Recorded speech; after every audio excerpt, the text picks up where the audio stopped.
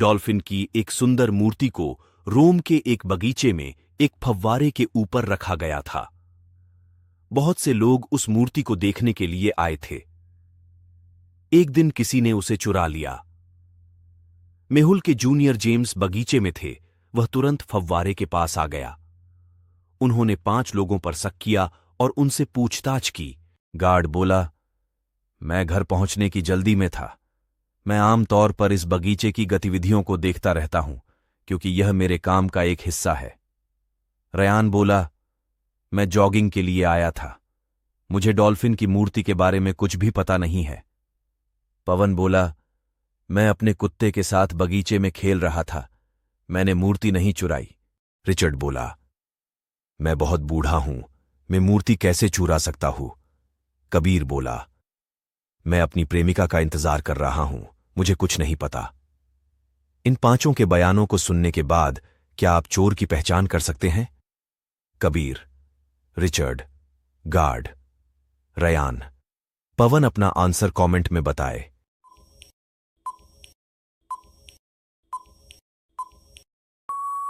चलिए इसका आंसर देखते हैं।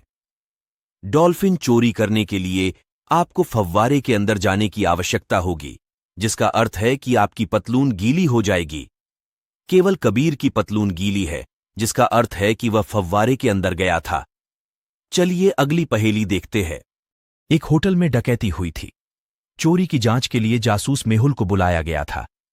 मेहुल ने 4 संदिग्धों की पहचान की और उनसे पूछताछ की। संदिग्ध 1, मैं अपने कमरे में सो रहा था। मुझे डकैती के बारे में कुछ भी पता नहीं है। संदिग्ध 2, मैंने चोर को देखा। वह एक मुखौटा पहने हुए था। वह इतनी जल्दी भाग गया कि मैं उसे पकड़ नहीं पाया। संदिग्ध नंबर 3, मैंने भी चोर देखा था। मैंने होटल के बाहर उसका पीछा किया, लेकिन मेरे चश्मे पर ओस जमी थी। मैं यह नहीं देख सकता था कि वह कहां गया था। संदिग्ध नंबर 4, यहां बहुत सर्दी थी। जब मैंने शोर सुना तो मैं अपने कमरे में था, लेकिन जब मैं बाहर आया तो कोई नहीं था। इन 4 संदिग्धों में से एक चोर है।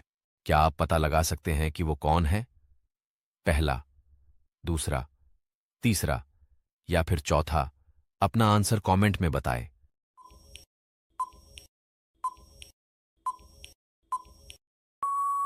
चलिए इसका आंसर देखते हैं। जब हम एक ठंडी जगह से गर्म जगह पर जाते हैं तो चश्मा फॉग हो जाते हैं और दूसरे तरीके से नहीं। तीसरा, संदिग्ध झूठ बोल रहा है, वह चोर है। चलिए अगली पहेली देखते हैं। कल रात उनके घर पर मोहन की हत्या कर दी गई थी। जासूसी मेहुल हत्या की जांच करने के लिए पहुंचे। मेहुल को मोहन के 3 दोस्तों पर संदेह है। सैम बोला, मोहन ने मुझसे सुबह पैसे मांगे थे। मैं आया, उसे पैसे दिए और चला गया। मोंटी बोला, मुझे मोहन से कुछ कागजात इकट्ठा करना था। मैं सुबह आया, कागज ले लिया और चला गया। मुझे कुछ नहीं पता। ट्विंकल बोली, हम कल डेट पर जाने वाले थे, लेकिन मोहन ने अंतिम समय में फोन किया और डेट पर जाने से इनकार कर दिया। उनके बयानों को सुनकर क्या आप अनुमान लगा सकते हैं कि हत्यारा कौन है? सैम, मोंटी या फिर ट्विंकल? अपना आंसर कमेंट में बताए।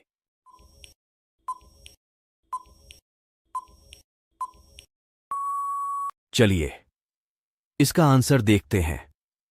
ट्विंकल की लापता बाली मोहन के कमरे में देखी जा सकती है। उसने डेट कैंसिल नहीं किया था। ट्विंकल झूठ बोल रही है, उसने ही उसकी हत्या की है। चलिए अगली पहेली देखते हैं। मेहुल अपनी छत पर हवा का आनंद ले रहा था।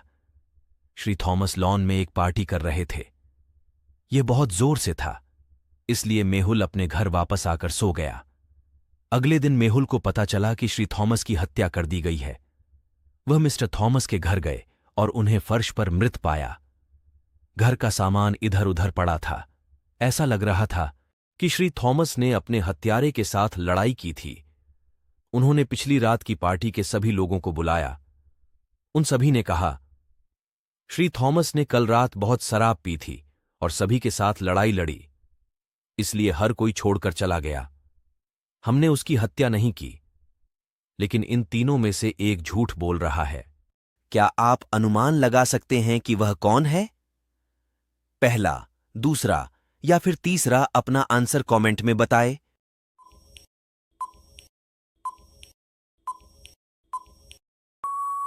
चलिए इसका आंसर देखते हैं। श्री थॉमस की दीवार पर खून था, लेकिन उसके कोई चोट नहीं लगी है।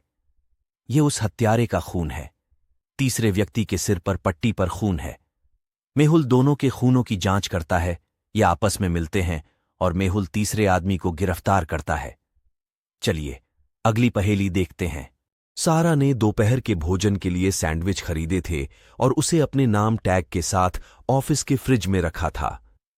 जब वह दोपहर के भोजन के लिए आई तो उसका दोपहर का भोजन गायब था। उसके सैंडविच को लपेटने के लिए इस्तेमाल किया जाने वाला पन्नी कागज फर्श पर पड़ा था। किसी ने उसका सैंडविच खा लिया। उसने अपने सहयोगियों के 3 लोगों से पूछा। राजू बोला, मैं सुबह से कॉफी पीने वाली बैठकों में हूं। मैंने आपके सैंडविच देखे लेकिन उन्हें नहीं खाया। सीमा बोली, मेरे पास दोपहर के भोजन के लिए डोमिनोज पिज्जा था। मैंने आज फ्रिज भी नहीं खोला। रोहन बोला, मैं एक प्रस्तुति के लिए तैयारी कर रहा हूं। मैंने आज नाश्ता भी नहीं किया। उनके बयानों को सुनने के बाद क्या आप अनुमान लगा सकते हैं कि सारा का सैंडविच किसने खाया? राजू, सीमा या फिर रोहन? अपना आंसर कमेंट में बताएं।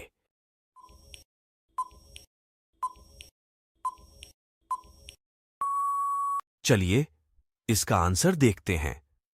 अगर सारा के सैंडविच को पन्नी कागज में लपेटा जाता तो राजू को कैसे पता चला कि उसने दोपहर के भोजन के लिए सैंडविच खरीदे हैं? राजू ने ही उन्हें खाया है।